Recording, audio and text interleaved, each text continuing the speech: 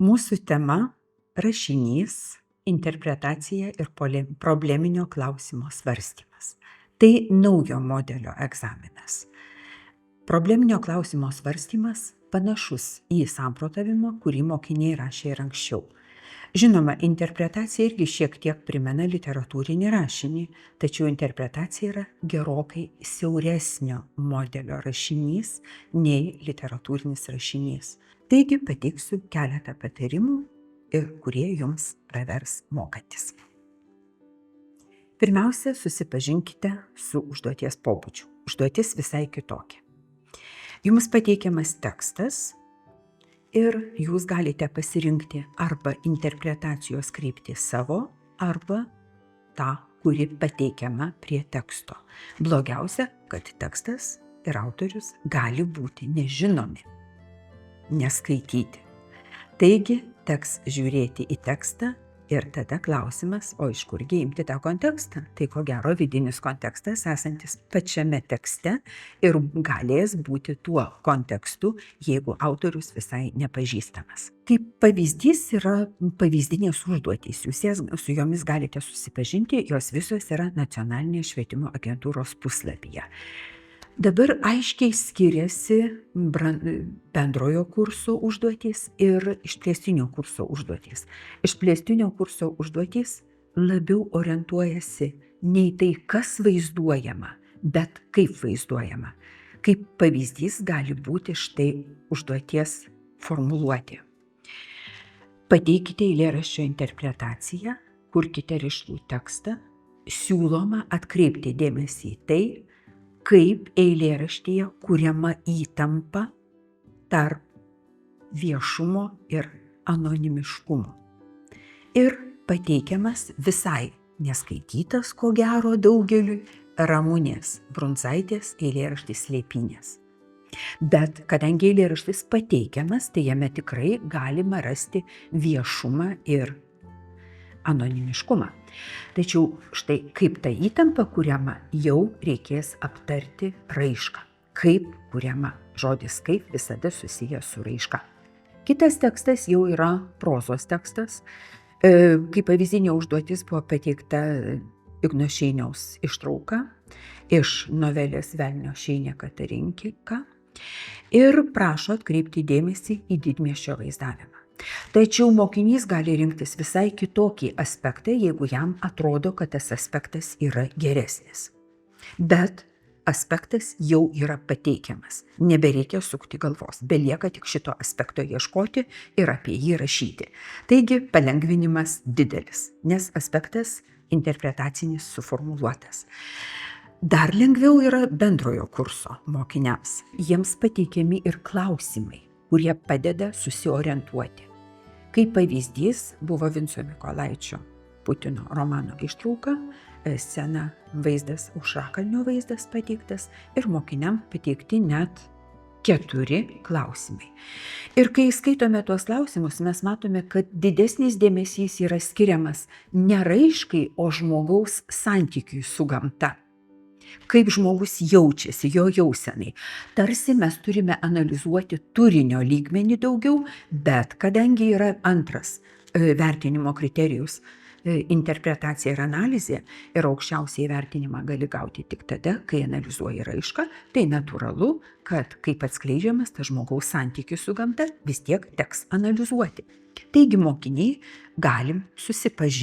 jūs galite susipažinti su pavyzdinėmis užduotimis ir net jas, ko gero, išbandėte per pamoką su savo mokytojais arba dar išbandysite. Verta susipažinti ir su vertinimo kriterijais. Vertinimo kriterijai yra 4.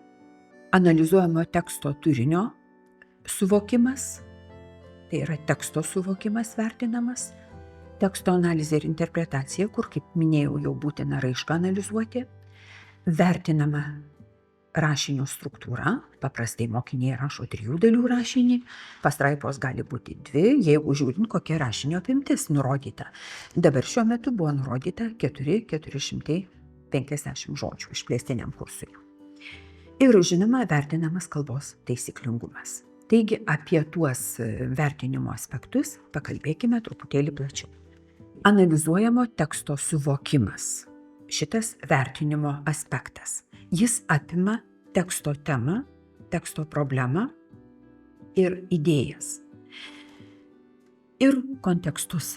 Kontekstai, kaip žinome, gali būti istorinis kontekstas, biografinis ir net literatūrinis. Taigi, vieną kūrinį, va čia labai svarbus yra atpažinimas, vieną ištrauką bus galima lyginti su kito autoriaus kūriniu, jeigu mes atpažinsime panašią temą, panašų siužetą arba panašią žmogaus situaciją ir jau turėsime literatūrinį kontekstą, kuriuo galėsime pasiremti, nieko nežinodami apie patį autorių, apie jo biografiją.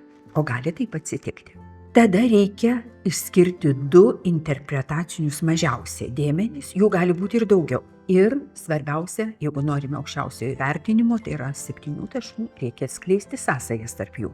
Pavadinimas rašinio gali būti tas interpretacinis aspektas, kuris parašytas, arba gali mokinys sugalvoti savo, jeigu jis pasirenka kitą interpretacinį aspektą, bet rašinys turi turėti pavadinimą pagal vertinimo kriterijus. Kai mes kalbam apie interpretacinius dėmenis, tuos 2 aspektus, tai galime kalbėti apie vaizduojamąjį pasaulį, tai yra apie tą turinį, apie veikėją, apie lyrinį subjektą, apie erdvę, apie laiką.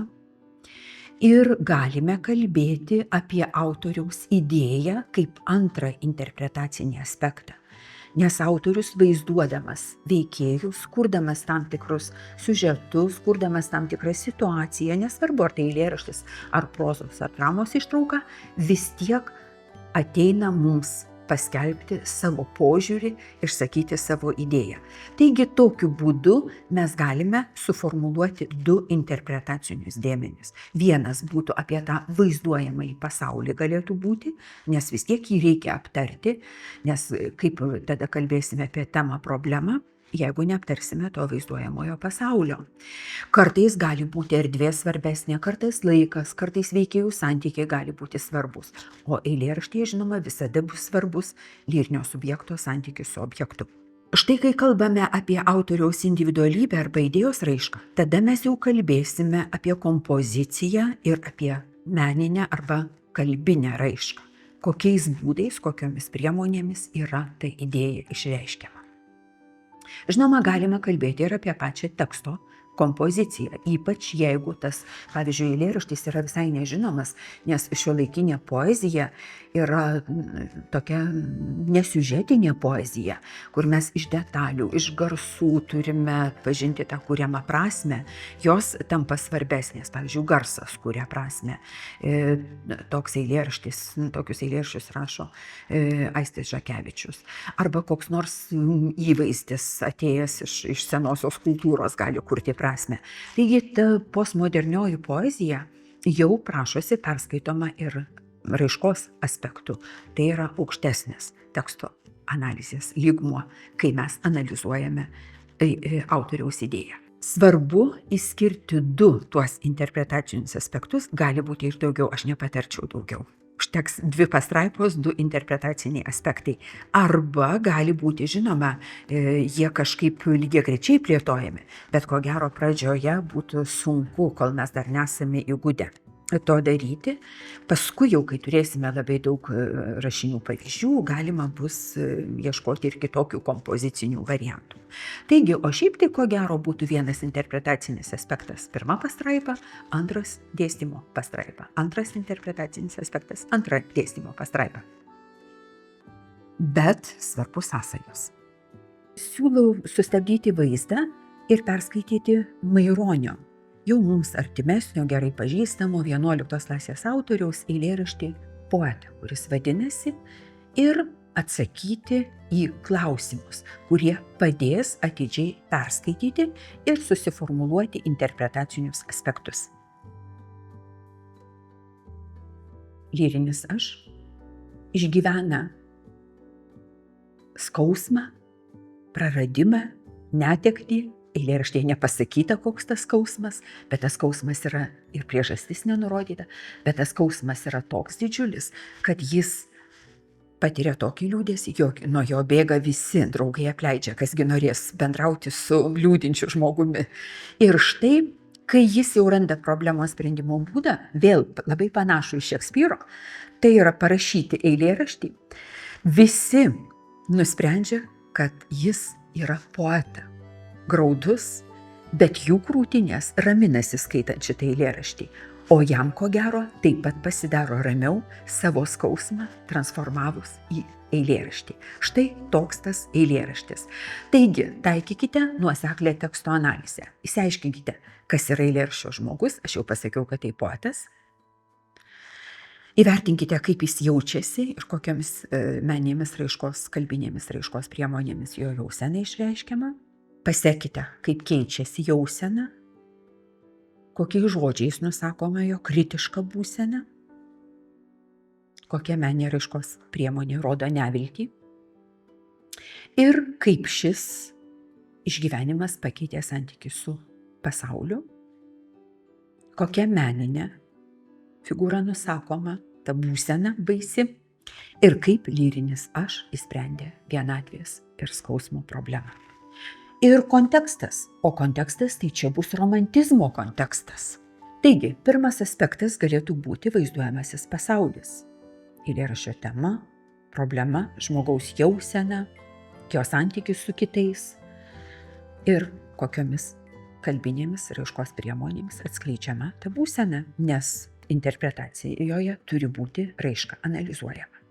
Antras interpretacinis aspektas galėtų būti autoriaus idėjos išraiška. Ir vėl, kokios skausmų priežastys, iš ko jos atpažįstamos ir kokiamis kalbinėmis priemonėmis išreiškiama būsena veikėjų. Kontekstas, romantizmo kontekstas lemia idėjos raišką. Todėl, kad romantikai vaizdavo vienišą, nesuprastą, nelaimingą žmogų. Jie teikė didelį vaidmenį jausmams, svajonėms. Romantikai visada siekė idealo ir visada išgyveno konfliktą, nes tikrovė ir idealas skiriasi. Jis yra nepasiekiamas, dėl to ir idealas. Romantinis herojus yra išskirtinė asmenybė. Tai aišku, kad poetas yra išskirtinė asmenybė. Jis yra nesuprantamas žmonėms. Bent jau šitas eilėraštis taip sako. Ir šiaip jau tokie vienišiai kūrėjai yra nesuprantami miniai žmonės. Taigi, būtent kūryboje toks žmogus, kuris netoks kaip visi ir gali išreikšti savo jausmus. O transformavęs savo jausmus į kūrybą, jis padeda ir kitiems atpažinti tuos jausmus. Taigi kūryba leidžia prabilti kitų žmonių sielas. Ir romantizmo literatūroje kūrėjui suteikiama ypatinga misija. Jis prilyginamas, kaip Adomo Mickevičiaus improvizacijoje, prilyginamas Dievui, bent jau pats jis taip jaučiasi. Kągi Dieve, daugiau tu gali nei aš. Taigi, meta tarsi iššūkį, jis gali sukurti pasaulį iš žodžių, iš melodijos. Ir tas pasaulis yra prilyginamas Dievo sukurtam pasauliu. Taigi, Maironiui labai tinka kaip kontekstas ir Adomas Mickevičius. Taigi, galima apibendrinti, kad konteksto pasirinkimą lemia kūrinys. Na ir žinoma, lemia mokinio žinios. Ne visada tinka biografinis kontekstas, net ir apie Maironį kalbant. Todėl, kad Maironis kalbėdamas, rašydamas apie poeto likimą, apie jo santykį net ir su tėvyne, jis čia kalba daugiau kaip romantikas, o kaip ne Jonas Mačiulis Maironis. Taigi biografinis kontekstas būtų savotiškas pritempimas prie šito eilėraščio. Maironis gyvenime buvo ir bendraujantis žmogus, ir suprantamas, ir mėgstamas, ir net moterys jį mėgo. Taip, ir tik tai, žinoma, buvo labai disciplinuota asmenybė ir niekada neperžengdavo ribų. Taigi negali biografinių kontekstų remtis. Romantizmo kontekstas čia labiau tiktų. Nepamirškite, kad labai gali padėti literatūros kritika.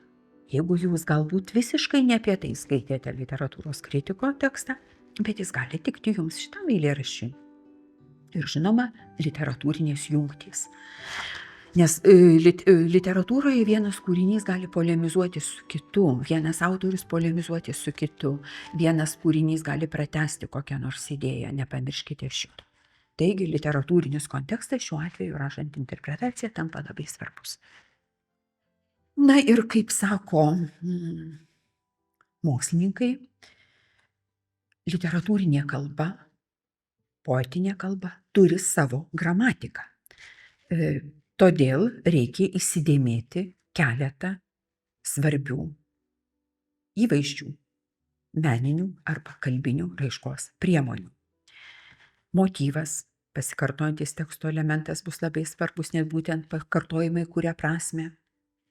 Detalė, pavyzdžiui, kuriant veikėjo paveikslą, prozos kūriniai yra labai svarbi, kuriant aplinką taip pat labai svarbi detalė. Net vidinį pasaulį atskleidžia detalės, pavyzdžiui, Jurgio Savickio kūryboje.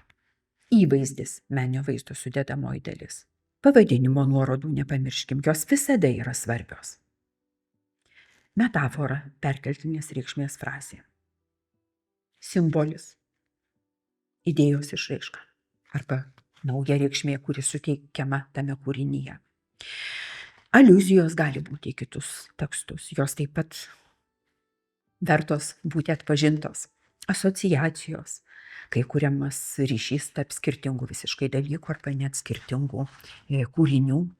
Sudėtingiausia turbūt dalis yra įžanga. Todėl patartina įžangą parašyti jos apmatus, o paskui grįžti prie jos ir ją koreguoti. Nes gali būti, kad jūs kitaip pamatėte tuos interpretacinius aspektus arba kitaip juos pakrypėte ir tada grįžti prie įžangos ir įžangai parašyti gali padėti štai tokie dalykai. Prisiminti, kas rašė šitą temą. Kas kėlė panašias problemas. Pagalvoti, kaip šita tema buvo vaizduojama skirtingų laikų. Pavyzdžiui, Renesanso ir baroko laikais arba moderniaisiais laikais. Romantizmo ir neoromantizmo laikais. Prisimint autorių, su kurio kūryba esat gerai susipažinę. Galbūt jis jums tiks toje įžangoje kaip kontekstas. Ir žinoma, įvertinti kultūrinę situaciją, kurioje tas autorius gyvena, nes tą kultūrinę situaciją nesunkiai atpažįstame ir pačiame tekste. Jinai dažnai būna tokia įvardyta. Ir dabar daug mažiau kalbėsime apie probleminio klausimo svarstymą remiantis pateiktų tekstų. Probleminio klausimo svarstymas taip pat įdomus, nes jums pateikiamas tekstas.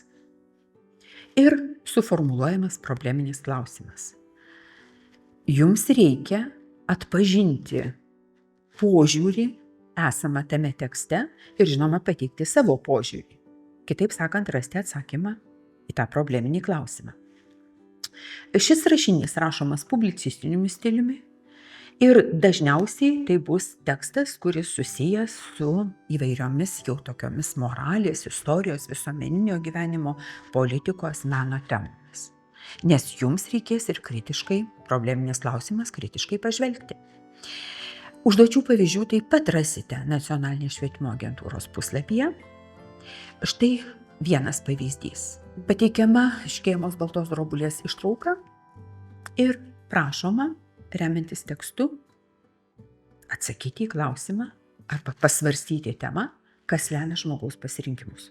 Ir kitas pavyzdys, pateikiamas Šimborskos eilėraštis, yra tokių, kurie ir prašoma pasvarstyti temą, ar yra teisingo gyvenimo standartas. Kaip matote, jau apie raišką čia neklausiama. Klausiama apie požiūrį ir labai svarbi rašant samprotavimo rašinį yra polemika. Polemizuoti galima su tuo tekstu, to teksto požiūriu ir polemika yra didelės vertės. Taigi, atkreipkime dėmesį į klausimų pobūdį, kokie jie gali būti. Klausimo formuluotė mums labai palengvina rašymą. Tai pateiksiu 3 pavyzdžius. Ar yra teisingo gyvenimo standartas? Prašo tiesiog atsakyti į klausimą. Pats žodis ar. Labai panašios klausimų formuluotės, temų formuluotės būdavo samprotavimo rašinių. Tik tai nebūdavo teksto, mes galėdavome remtis, privalomai reikėjo remtis tekstu, tačiau tą tekstą mokiniai pasirinkdavo iš privalomų autorių. O čia dabar jau būtinai reikia tuo tekstu remtis. Kitas klausimas. Kaip išlikti autentiškam vartotojiškame pasaulyje? Čia reikia parodyti tarsi 2 gyvenimo būdus, du pasirinkimus, kaip rašo Sigitas Parulskis savo interviu, nesimeldžiu vartojimui arba melstis vartojimui ir tada įsivaizduosi, kad išlieki autentiškas, arba nesimelsti vartojimui ir tokiu būdu išlikti autentiškam. Na, taip, bet vis tiek tai jau yra pasirinkimą, parodyti būdus reikia, kaip galima išspręsti šitą problemą, autentiškumo problemą. Vienas būdas ir kitas. Kas lemia žmogaus pasirinkimus? Tai gali būti išoriniai veiksniai, kurie lemia aplinka ir gali žmogaus pasirinkimus lemti jo vidinės nuostatos, jo pasaulėžiūra. Taigi čia tokia tema, kas lemia pasirinkimus, labai lengvai skaidysis į du aspektus - vidiniai ir išoriniai veiksniai.